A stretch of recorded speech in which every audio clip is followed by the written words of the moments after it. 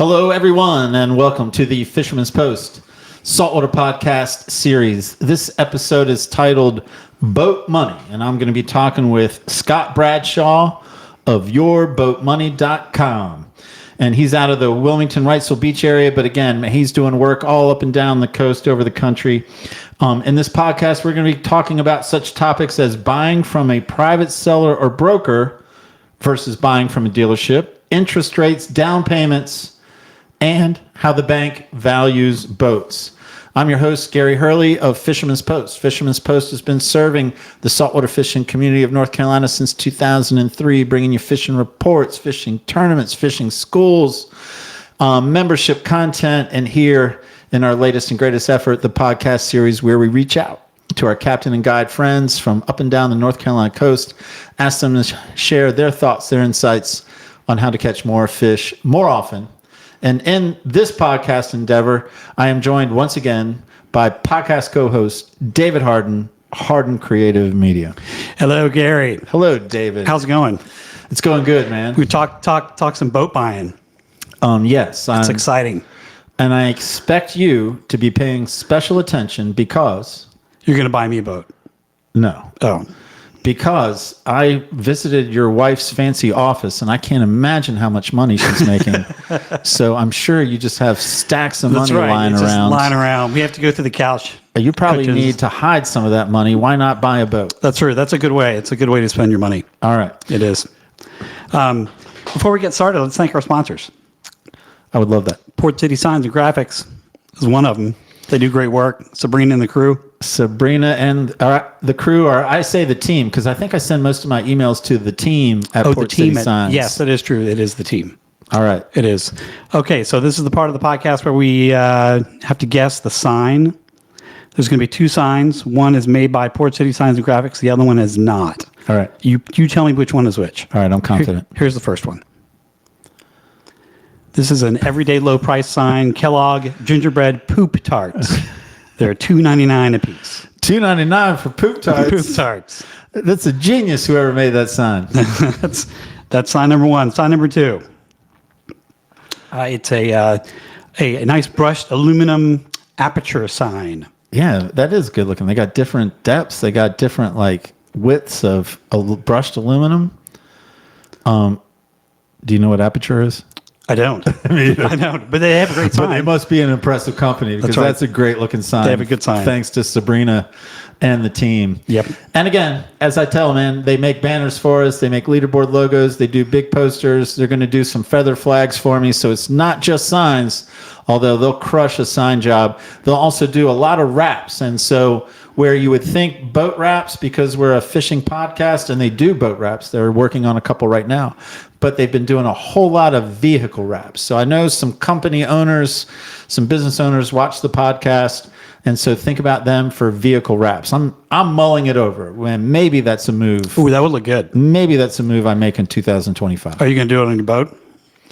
No, I'm not going to wrap the boat. I don't want anyone to know who I am on the boat. In the water. You want to be anonymous. When I'm stuck on the sandbar, I don't want Fisherman's Post to be stuck on the sandbar. I gotcha. But we'll put it on a car and drive it around to our events. That's what we'll do. That sounds good. All right. Next up is something we're going to be hearing a lot more of is yourboatmoney.com and New Coast.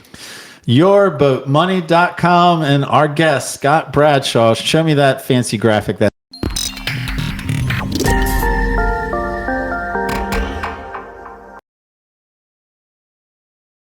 He made it. He's such a show. Really? That's pretty good. Yeah, he's good, man. That's cool. Next up, Marine Warehouse Center. I want to plug him a little bit. Okay, all right, go ahead. Yeah, because I've been telling people my basic shtick has been, and this is still true, that he loves to inform. He loves to be, in his words, not so much a salesperson, but a consultant. And I think I've been doing a good job of telling everyone that. Sharing information. And I think that's at the essence of his website, yourboatmoney.com, is sharing information, providing information, and being available for questions. And I'm sure he's going to talk about that tonight. And so that in part is why we have him with the podcast, because we've had him at fishing schools where he can share information, and now we have him as the podcast, and that's right within the mission statement of Fisherman's Post, helping, serving the fishing community, and happy to have him aligned. Yeah, looking forward to it. Next up, we have Marine Warehouse Center. Terrell. And Emmett. Terrell and Emmett. I mean, I want poor Emmett to get his due, man, because Terrell shadows him with all these jokes he gets the fanfare about. All right, let's watch the video. Matt with Marine Warehouse, excited to give you guys a huge update. We're now carrying Seabourn and Spider boat line. Of course, we have the newest models of Carolina Skiff, Sailfish, Sea Chaser, and Pan Marine. With over 60 boats in stock at a Wilmington location, let's schedule a sea trial and let's get you on the water today. Pumped up every time. Just about that time. So look, they're selling boats every day, and it's the beginning of the season. And Scott Bradshaw of yourboatmoney.com is going to tell everyone how to buy a brand new boat from Marine Warehouse Center. How convenient. Look at that. That's like that's circle of life we have going on the It podcast. is. It's good. Very impressive. And then Sabrina, what is her role? She's going to wrap it. She's just to gonna wrap your boat. Your new boat. Awesome. Yeah, and sales and service and parts. Thank you, Marine Warehouse Center. Such a great relationship. And like I say, not just selling to the boating fishing community, but part of it, they fish our events. It's great, man. I thoroughly enjoy my relationship with those guys, and I hope I'm doing my job in giving everyone confidence and familiarity with them so that you seek them out on Market Street or their shop outside Charleston, just outside Charleston. Oh, that's right. They are outside Charleston, too. Yep. So there's our sponsor plug. Cool. Now it's my turn to do a plug, and I like to plug our membership content, our premium content membership. Do you have a Terrell joke tonight? Oh, thank you. I'm getting ahead of myself. Terrell's going to call you if you don't use it. This one's a little risque. Oh, all right. I'm going to warn. Okay. Because I know we have some kids. Okay. Sensitive topics. Right. Okay. So, and I told Terrell that. I was like, hey, man, you might be crossing a line here. But, what am I going to do? You're a sponsor and you write this check, so I have no choice. Here's what he did. Here's his joke. All right. So, The Rock, the actor? Yes. Jumanji, Fast and Furious franchise? Right. Dwayne Johnson. Wait, how does The Rock go to the bathroom? I do not know. He Dwayne's as Johnson. That was pretty good. A little risque, but it still passes. We won't get kicked off the internet for that one, I don't think. We may have just lost our under 14 market. We may have. It's a good one, Terrell. I hope not. Terrell never disappoints. I hope not, but we may have. Now, I'm going to plug, because you plug the sponsors, and go ahead, tell everyone. Right. So if you'd like to sponsor the podcast, just contact the Fisherman's Post Office and we'll hook you up. And what I plug at this point is our premium content membership. If you're a fan of the podcast, want to support the podcast, then consider signing up to be a premium content membership. We got monthly rates or annual rates. You'll get access to all podcasts 1 week before their public release. We also do a bonus podcast content release, only available to our membership, never available publicly. In addition, you get access to all our weekly fishing reports delivered in audio, video format. And if that wasn't enough, you get access to our More Fish library, or better said, our fishing school library, where fishing school videos from previous years we release, and you have access to that content too. It's such a bunch of great how-to information. We're here to help you catch more fish more often. It's a bargain. It's a bargain. All right. So remember, Dave, we're going to come back to you at the end of my talk with Scott, and we're going to come for Dave's best marine finance takeaway. Got it. All right, man. Well, now it is my pleasure to welcome to the screen, with a camera that's even better than my camera, Scott Bradshaw, yourboatmoney.com. And I actually realized when I started introducing you, like I said, out of Hampstead, out of Wilmington, Wrightsville Beach, but you cover the coast, you cover the country. If I had asked you, how would you have said that Scott Bradshaw, Your Boat Money, is out of what? Well, I'm out of Hampstead, North Carolina, and most people would tell you that I'm out of my mind, but that's a whole other conversation. Wait, do you know my friend Terrell? Yeah, I think I do. Dwayne, my Johnson. I'm going to go on that. It's not me. It's Terrell. I'm with you. I'm questioning. Yeah, so I am out of the eastern North Carolina area, born and raised, but I cover the entire country. I write boat loans all over the country. There's really no limit. All right. Well, man, we're going to do this episode titled Boat Money. And even though you're a sponsor, like I'm still going to bow up on you and say no one gets on the podcast until you answer 2 questions. So you tell me you're ready. I'm going to give you question number 1. Give it to me. Why should we listen to you talk about marine finance? Why? I just did the math on this the other day. You know, they say that it takes 10,000 hours or more to master a thing. And I have been in the marine finance business now for just over 10,000 hours. So I'm getting pretty close. How many years is that? 5 years. 10,000. Wait, do that math for me. I can't do the math. I need a 13-year-old to do the math. All right, 10,000 hours. He's a master. I gotta say, I was guilty of only half listening to you. I was trying to think of what I might be a master at if I apply the 10,000 rule. I don't have an answer yet. Well, we're trying to keep your 14 and under.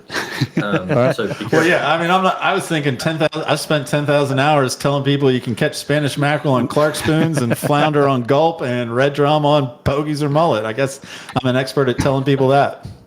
You are. Well, it comes from the music background, right? So when you play guitar or another instrument or piano or anything like that, they say 10,000 hours is what it requires All to right. master. We're accepting answer number 1. We're moving on to question number 2.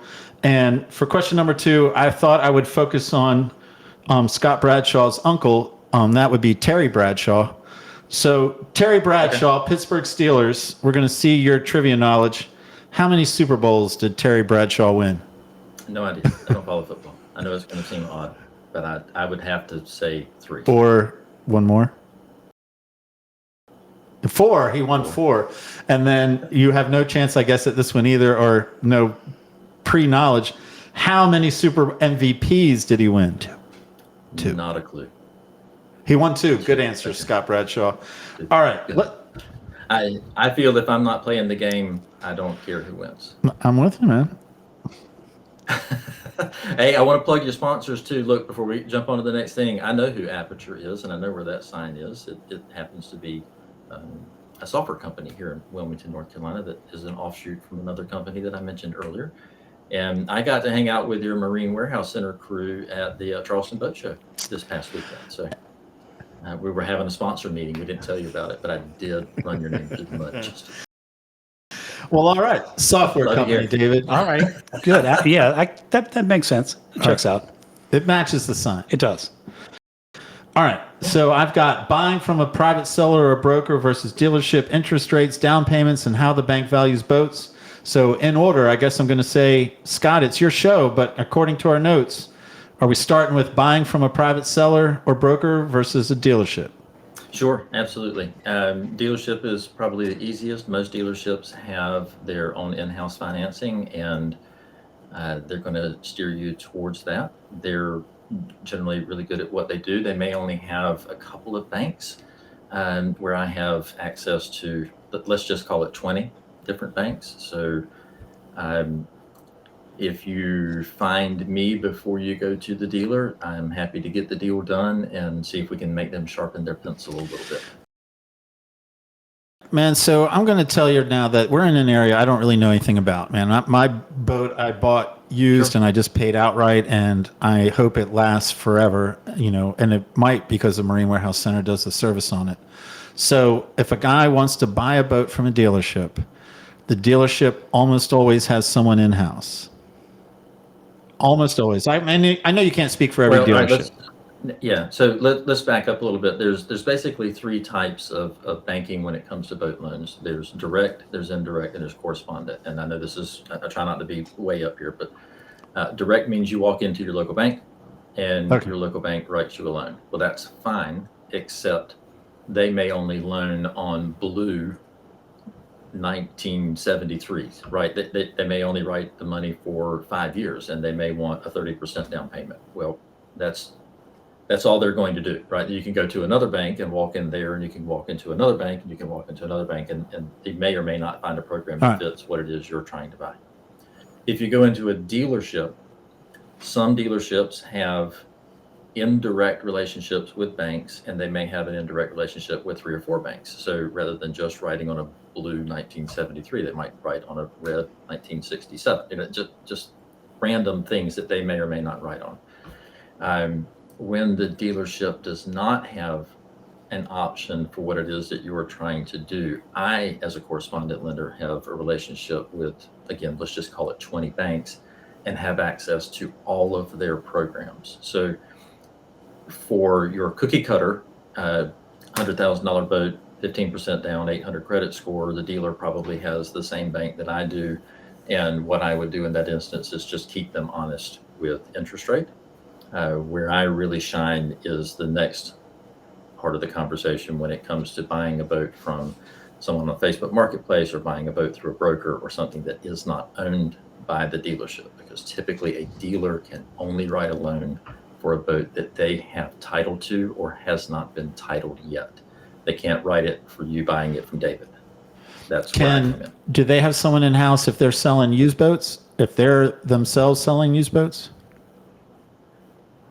If they own the boat and took it on trade, then the title is in limbo and in their name. It has been transferred to them. Then if they have an indirect relationship, they can write the loan for that. If they have it on consignment, most likely they're coming through someone like us. Okay. I'm following that, and I'm already smarter about the process. I guess where I was working with my question is, like, if they have an in-house person, they probably want me to use them because they're going to make more money if they sell it. And so what would they say is the advantage of writing it in-house versus using someone like Scott Bradshaw? And then what would Scott Bradshaw say is the advantage of using you versus their in-house person? So I do have a disadvantage when it comes to dealership financing. If you're in a dealer, you can do the paperwork, sign the paperwork there, you're approved, and you can drive home with the boat. If you're going through someone like me, we have to prepare closing packages and send them out for signature. And that can be a little bit tedious and time consuming when you're ready to take that boat home. Today, an impulse buy, you go in, you sign your papers, you take the boat home with you. That's an advantage if you're buying a boat in another state where you may not be able to be present to sign their paperwork. Then I can do things across state lines that they cannot do. And the advantage to someone like me, like I said, is making them keep their pencil sharp, right? So making sure that. All right. Well, then let's transition. I mean, we can always come back to dealership, but if your specialty better applies to private seller or broker, then let's go that route, man. Let's talk about your bread and butter. Sure. So that's probably where I spend 90% of my time, is dealing with either private transaction or broker transaction. And when you're dealing with a broker, the broker has a contract with the seller, and they'll have copies of the title and the registration and the other things on hand, or at least they're supposed to. And they facilitate the moving of paperwork back and forth between the loan company and the buyer, right? So not a lot of difference when you're buying from a private individual, except you don't have that intermediary. So I end up becoming the intermediary there, making sure that titles move as they're supposed to, especially if they're coming across state lines and registrations are happening across state lines.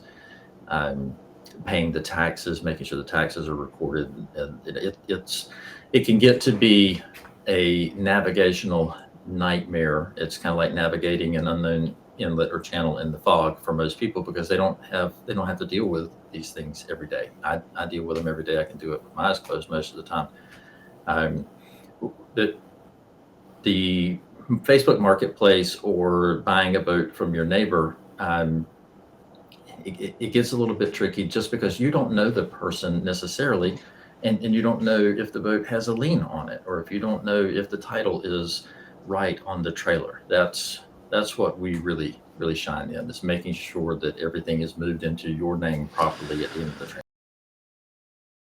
transaction. Okay, I want to come back to that, because I like things that a buyer might not think of, like title on the trailers or lien. I want to come back to that, but I guess one question that comes to mind is, do most people, I guess what's best practice? Is it to talk to someone like you to figure out what I can buy, or do most people know what they can buy, what they can afford? How do you get started with what your range is? So I tell you, the website, yourboatmoney.com, of course, I'm going to plug that. It is not a sales website. It is an answer to the most commonly asked questions. During COVID, when everyone in the world was trying to buy a boat and no one could get anyone to give answers to the most commonly asked questions. What are your interest rates? What is the down payment? What is this? What about this? What about all these little scenarios? So if you are thinking about buying a boat from a used perspective, from a Facebook marketplace, from an individual, from your neighbor, whatever it is, the first thing to do, honestly, is talk to me. You call me on the phone, send me a message, let's chat, and let's work out what you can and cannot afford. Because most people have no idea what the programs even are, right? Perfect example, $65,000 boat that is 8 years old. You can put 10% down on that and finance the balance of it for 20 years. Now, you can have your feelings about whether you should finance a boat like that for 20 years or not. That isn't germane to the conversation. But if it's over $50,000, you're going to be offered a 20-year term. When I say that to people, they're like, oh my gosh, well, that means that the payment is much more affordable than I thought it was going to be. Yes, there's no prepayment penalty. Pay it off in 4 years if you want to. Pay it off in 6 years, whatever floats your boat and makes you feel happy about it. But they just don't understand what programs are out there and what you can do. For example, right now, in January 2025, when we're recording this, the standard interest rate for decent credit is going to put you at about $83 a month per $10,000 finance. So if you're borrowing $100,000, it's $830 a month for 20 years. And most people don't think that. They think, oh my gosh, this boat's going to cost me $2,000 a month because I can get a 7-year or an 8-year note. And those are the things that I deal with. That's the information that I have. I walk you through what debt to income ratio is, what payment to income ratio are, what the banks are going to look at from an income standpoint. If you're borrowing less than $200,000, a lot of times the bank aren't even going to ask me for proof of income. They don't want pay stubs. They don't want checks. And I know it seems crazy, right, to borrow $200,000 without even proving that you make any money. If you have good credit and a good down payment, we can do it. All right. So that call, do you field a lot of those? Because there's no payment for you to spend that time with me on the phone. You're, I guess, investing that this will be a deal that will eventually go through and then you'll get paid. So how long does that talk? I mean, how many of those do you have a week, or how long does that conversation usually take?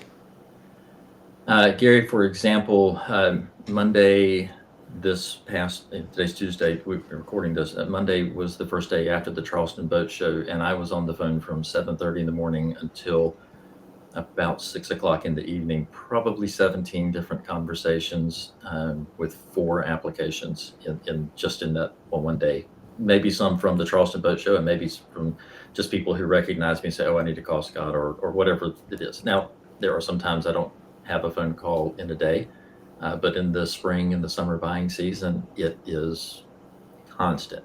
And it's funny about that, my daughter and I were in the truck, and she was talking about a test that she had to take at school, and she said, Dad, I'm too glad you don't have to take tests anymore. I said, honey, every time that phone rings, I'm taking a test. I have to know the answers to the questions that people are asking me. And it kind of put it in perspective on what it is that I do.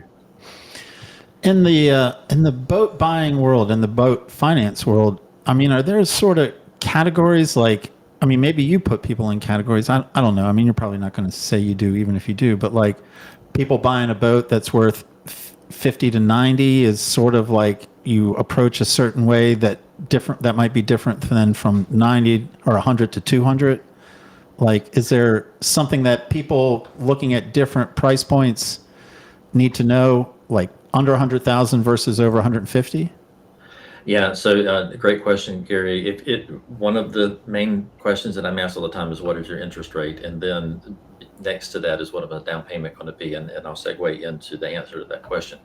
So on the website, yourboatmoney.com, there's a tab that says, Let's Talk Rates. And if you click on that tab, I keep that up to date with the current offerings. Now, again, with 20 different banks that I write for, they have all these different programs. It's kind of like a matrix up here that I have to go through, checking this box and that box. But to answer your question, when you look at that tab that says Let's Talk Rates, it's broken down in 0 to 2, 25,000, 25 to 50,000, 50,000 to 100, 100 to 150, 150 to 250, 250 and up, right? They're broken down by who I think right now out of the banks I have has the best deal in that particular structure. So a really simple division point is 50,000. Like I said before, if the loan is 50,000 or more, most likely you're going to be offered a 20-year term. If it's 50,000 and under, down to 35,000, most likely you're going to be offered a 15-year term.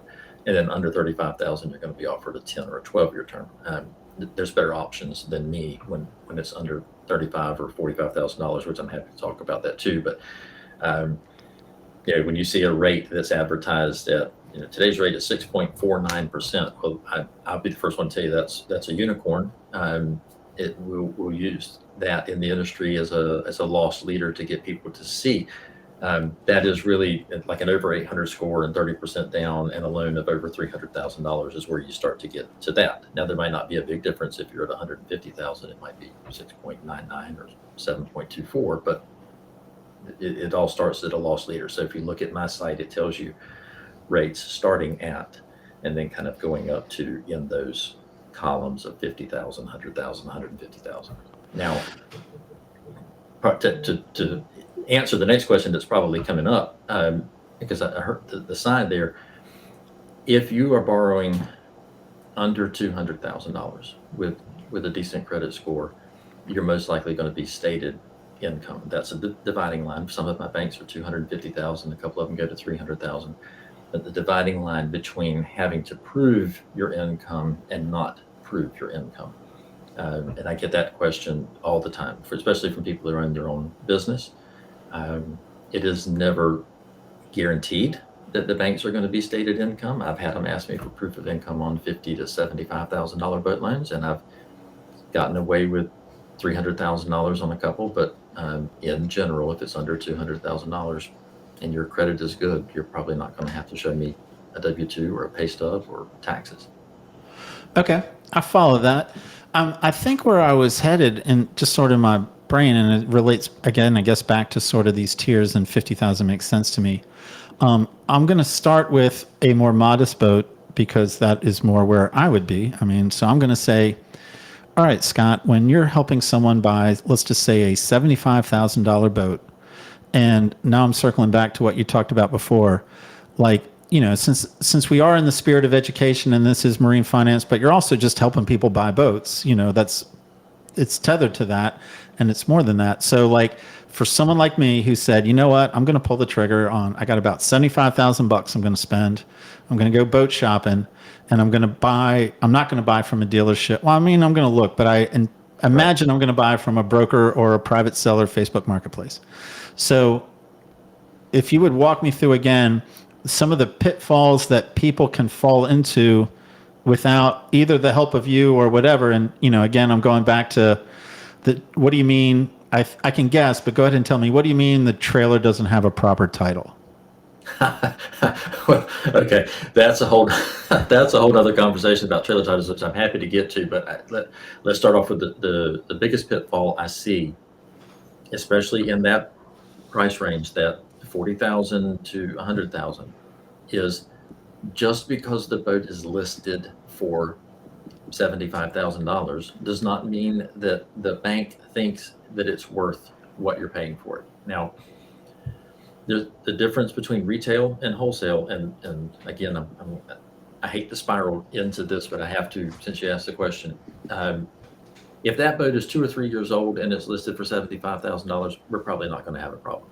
If that boat is 5 or 6 or 7 years old, we're probably not going to have very much of a problem. And if it's over 10 years old, we may run into a problem. And the problem is what the bank will loan for that boat in determining its LTV, the loan to value position, right? So the banks do not care what it's listed for as a general rule of thumb. They want to know what the NADA or buck value or the wholesale value is, and then they're going to add 10 or 15% to that wholesale value, and that's what they're going to loan. So if you're buying the boat and the wholesale value is really good as compared to the retail value, say you're buying it from your neighbor and it's actually worth $85,000 and he's making you a heck of a deal, then you're not going to have any problem making a 5%, 10%, 15% down payment.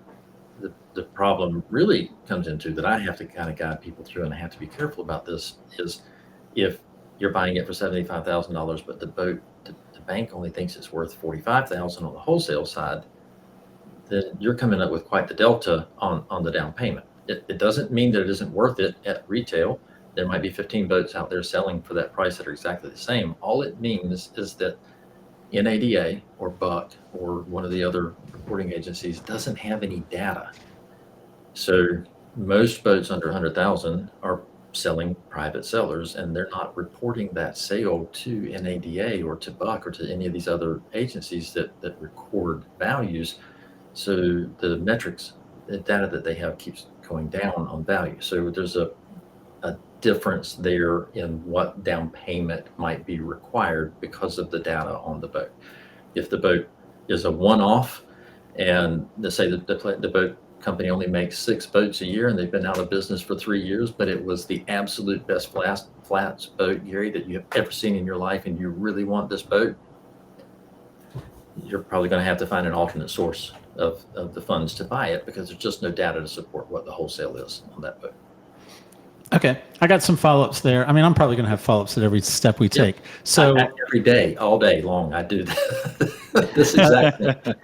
A 75 grand boat, the bank thinks it's worth 45, so the math isn't adding up. But if I'm willing to put enough down on it, they'll loan me the money. It's not they're not going to support the purchase. They're only going to support the purchase to a certain level.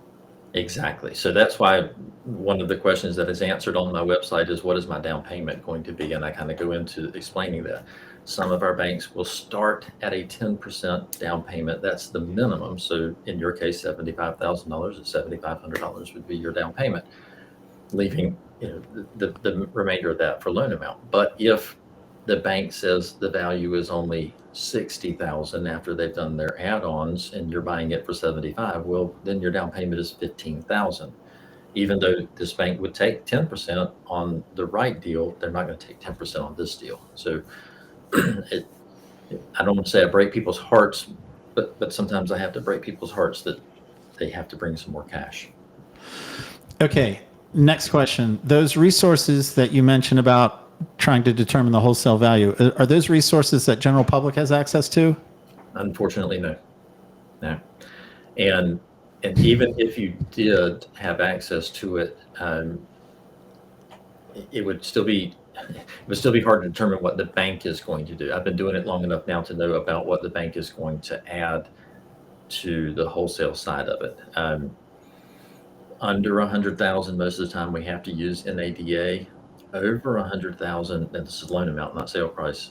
Over 100,000, we can use a tool called Buck, BUC, and then we can also use sold boats, comparables, and maybe even some listings. So when we're under that 100,000, again, if you're 2 years old, 3 years old, 5 years old, 7 years old, probably not going to have an issue. But when we start getting to that 12 years old, 15 years old, and 18 years old, it becomes hard to establish a decent loan value on the boat.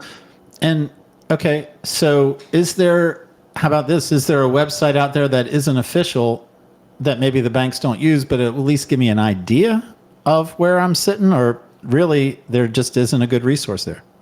You can actually go to jdpowers.com and build the boat's average retail and like low retail, average retail, high retail, but It isn't going to tell you that wholesale position. And then you can look at something like a Boat Trader or some of the new software platforms that are coming along to kind of maybe nudge Boat Trader out of the market, which is a whole nother conversation for another day. But you can see what they are listing at and kind of get an idea. But no, unfortunately, no.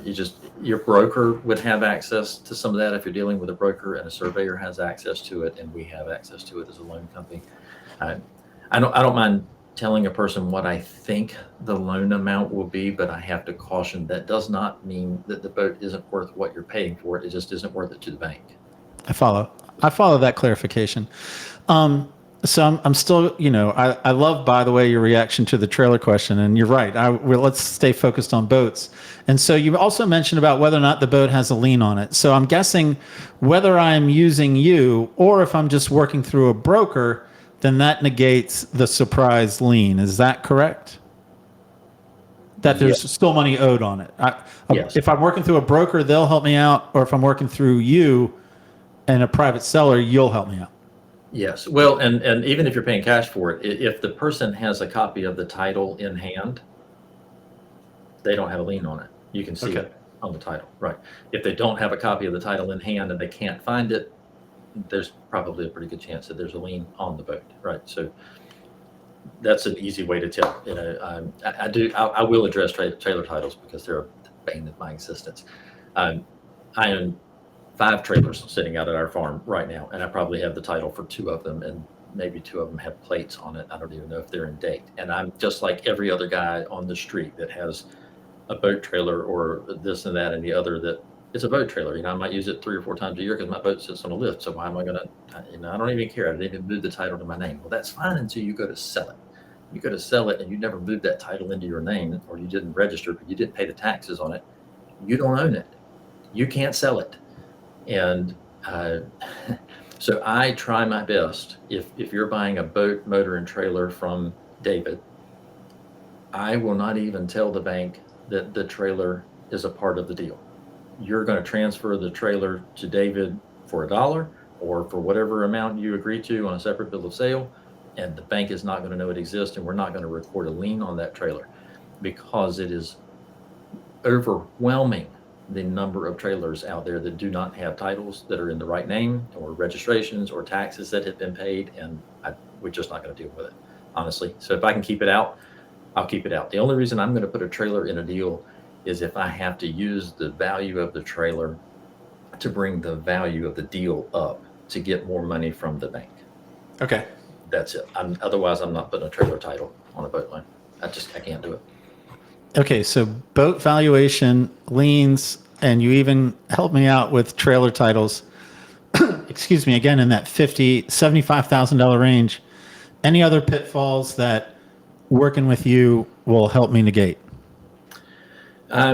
Well, there's just a lot of moving parts to this, especially if you're buying it from another state, right? If you're buying it inside, but let's just use North Carolina, for example, right? So I happen to know that if it's a private transaction in North Carolina, there's no sales tax.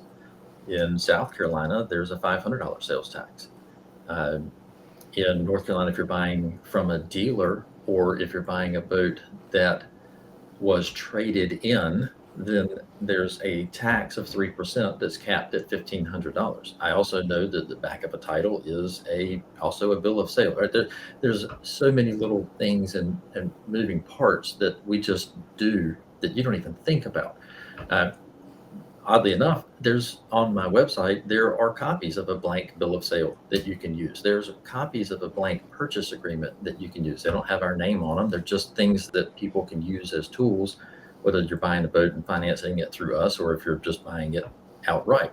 For the longest time, I had a video, a tab that says what I need, and it went through all of the steps of buying a boat from a private seller and from and then from what I need from the seller as well. And I have a video of that on my website as well, where I talk about those things. So other pitfalls, Coast Guard documentation. Is it a Coast Guard documented vessel? Do you have to register a vessel? What are the taxes going to be when it comes across state line? There's so many things that are only germane to a certain conversation on a certain purchase for a certain amount for a certain size boat. Like if the boat is under 27 feet, then it doesn't have to be Coast Guard documented. If it's over 27 feet and there's a bank involved, then it has to be Coast Guard documented.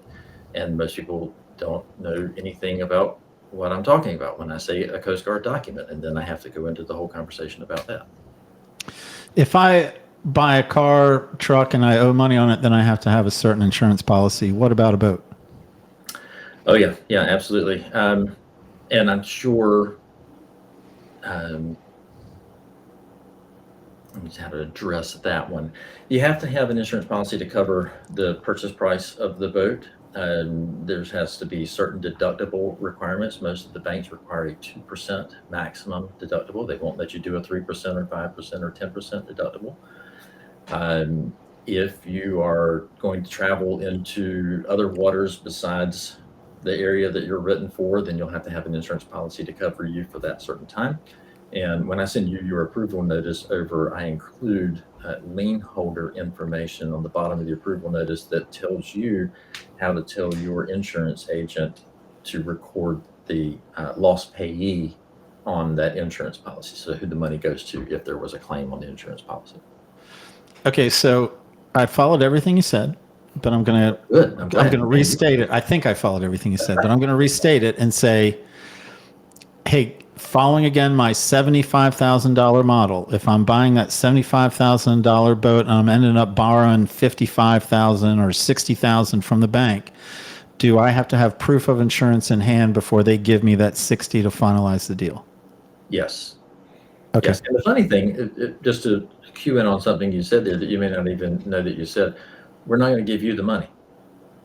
That's we don't send you a check for you to take to the guy that you're buying the boat from. We actually will transfer the money into the seller's account. But yes, you do have to have an insurance policy in place with a binder before that money will move to the seller. Okay. I guess that makes sense. You're not just going to give me the money and then trust that I'm going to go take it over there and buy that boat. Right. And if we stay on that for a second, when it comes to down payment and you're buying from a private seller versus a broker, right? So if you're dealing with a broker, we fully expect you to give the down payment money to the broker. If you're dealing with a private seller and you're making a deposit to them to hold the boat, you need to make it as small a deposit as you can. Eventually, all of the down payment money will go to the seller anyway, but we actually ask that you send us the down payment funds and we hold it in an escrow account, and then we distribute funds at the time of closing. That way you don't get the shaft, if you will. If something happens and he runs off or backs out, we send that money back to you because we've held it in escrow. All right. I'm going to say again, I think I was following, but I'm going to ask a follow-up because I'm not sure I was following. So on the down payment, and I'm using you, and the guy wants a down payment to hold while this is going through, and that dude's going to say it's cool for Scott to hold my down payment? Well, so funds to hold may be different than down payment, right? So if the bank's going to require 20% on a $100,000 purchase, well, we're $20,000. You're not going to give a guy $20,000 to hold the boat. You might give him $1,000 or $2,000, right? You're not going to give him $20,000. If you do, I have a boat for sale. You can give me $20,000. Good point. So if they want a deposit to hold the boat, as they well should, then you give them the deposit, but you do it by check or by wire so that it can be accounted for. Okay. If you give them cash, we can't account for it. When the bank is asking, did this customer put their 20% or 15% or 10% in, we want to be able to account for all of that money that you put as a deposit. Okay, I follow that. No, that clears it up. And yeah, man, my brain is pretty full already, but I still want to do a little bit more. So I've been hammering the $75,000 approach. Now I want to pretend like I'm David Harden and his wife in one of the nicest offices I've ever seen, and I'm buying a $250,000 boat, $250,000. So I'm guessing there's a lot of similar pitfalls, you've already made it clear, just to be sure, that every experience can be different. Any number of variables can present depending on any number of variables, depending on any number of variables. But if we approach it the same way and just say now $250,000 boat, I'm guessing there's a lot of overlay, but is there anything different that big bucks needs to think about? Well, let's role play. You're buying a $250,000 boat. Gary, that is awesome. What kind of boat is it? It is a Onslow Bay, because Brad's a good friend of mine. I love Brad, love an Onslow Bay, one of my favorite boats in the world, but you must be buying, let's say, a 2017 or 2018 27. This is David and his wife Robin buying the boat. This is fantasy talk, courtesy of Gary Early.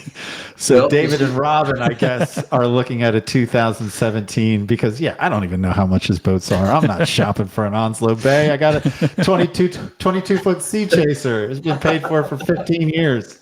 All right. So, yes, David and Robin are looking at a 2017 $250,000 Onslow Bay. Okay, awesome. So now I know the year, I know the make, and I probably can guess the model, but I'm going to ask the question. Okay, so the 27, what engines are on the back of it? That's an awesome boat. You know, we'll have that whole conversation, and then my next question is going to be, okay, you have a pretty good idea of what your credit score is. David's and Robin's is good. It's going to be close to that, if not at that 800 mark. Okay, so let's talk about the 800 thing for a second here while we're talking about buying this boat. Over 800 is A+ credit in the marine world. 740, 750 up is A. Below 750 down to about 720 is B, B-. And quite honestly, if you get below that 710 and lower, I'm looking more to subprime. So there's buckets here, and over 800 is where you want to be. Over 740 is good as well. So if we're over 800, we're going to get about 0.25% off of your rate there, David. If we're under 800, let's say 780, 790, then the rate's probably going to be in this area. Got a couple of banks that will do 10% down on that. If you have really great credit, I just have to pull the value on the boat and make sure that it meets what the bank is looking for on the wholesale side. And the interesting thing about Onslow Bay and a lot of other smaller brands, which I love, they are not listed in NADA because NADA is very expensive for boat manufacturers to participate in. But you're in luck because we're over $100,000. We have the tool Buck and soldboats.com that we can go pull this value from, and they're typically higher than NADA anyway. So I expect we're going to get a pretty good wholesale call from the bank. All right. Man, so I thought of something. I mean, I know we could keep on going with the role play, but I thought of something, and I'm going to go back to like used boats, and this could be of any value. Does it matter like how much the boat is worth versus the engine? Is that valuation all like tied together? Like whether you got two engines, one engine, big engines, new engines, old engines, do engines play a unpredictable role in this? So I'm going to answer that. And another question that you did not ask that most people ask is, this boat has 1,000 hours on it, or this boat only has 150 hours on it. The bank does not care. There's nowhere in NADA or in Buck or in any of the other tools to enter engine hours. Sorry, my doorbell dogs are going to go off now. There's nowhere to put in engine hours. There's no difference in value, which is just it's crazy to me. It blows my mind. But as to whether the engines play into it or not, yes, a lot of people will swap engines. Let's say a 2012 Onslow Bay 23T, which became a 27, and now it has 2022 model Yamaha F300s on it. When we build the valuation in NADA, we can take the factory engines off and add the right year model boats to bring the value up. It doesn't make as much difference as a lot of people would like to think that it makes, but it does make a difference. I'm sitting here, I'm listening to you thinking I'm going to have to watch my own podcast again just to try to digest even more of this. So when someone asks me about this podcast, I don't go, I don't know, man, that dude was saying a bunch of numbers. And I think the bottom line is if I'm going to buy a boat, I'm going to call him. Like that's, I tried to follow the numbers, but I think I'm just going to call Scott when I'm ready to buy a boat. Well, and look, that's the point, Gary. I am an advocate for my customers in the boat buying world. I am guilty of oversharing. I try to not do that as much as I used to, unless you want information. If you want information, I am here to give it to you. But quite honestly, I'm good at what I do. I know what I'm doing, and I've been doing it a long time. And I will ask my customers a series of questions to get to where I need to be. So I ask you there, you said you're buying a $250,000 boat, and then I ask, what's the year, make, and model, right? You tell me it's an Onslow Bay, bam, I know I cannot go anywhere that's only going to use NADA as a valuation tool. So that knocks out 3 banks right out of the gate, right? I'm asking you, okay, it's a 2017. Now I know I can go to this bank, this bank, this bank, this bank. But now if you tell me you're going to put it in Louisiana, I exclude this bank because they don't write in Louisiana. Or, I am asking questions to go through all of my rate sheets and all of my guides and include or exclude banks to narrow down who's going to have the best option for you to do what you're doing. To go back to one of the very first questions, me versus a dealership or versus walking into your local bank. If you walk into your local bank, they only have one product. You can ask them, what is your rate on boat loans today? And they're going to say 7.99%. You go, that is awesome. That's a great rate. I'm looking at this 2017 Onzo Bay. Sorry, we can't do that because we can only write it if it's in NADA. What? Yeah, we can only write it if it's in NADA, and they're not in NADA. So now what do? I have options for that. I even have options for some of our banks that if you walked into that bank and asked them for a boat loan on this particular type of boat, they're going to give you this rate for a 10-year term. They don't even know about the other products that we have access to writing for that same exact bank that would take you to a 20-year term and save you 1.5%. So that, going back to, again, to your first question, your very first question is, why should you do business with me?